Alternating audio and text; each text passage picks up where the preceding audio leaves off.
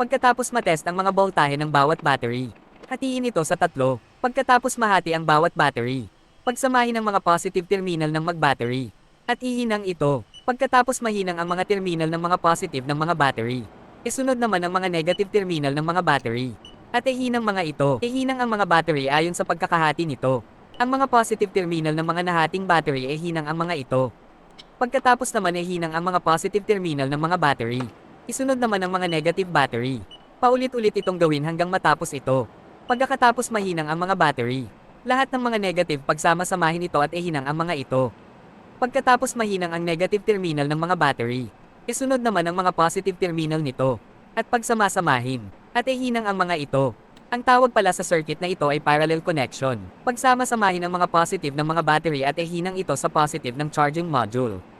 Isunod naman na pagsama-samahin ang mga negative nito at ihinang sa charging module. At i-charge ang mga ito. Ang tawag pala dito ay pag-top balance.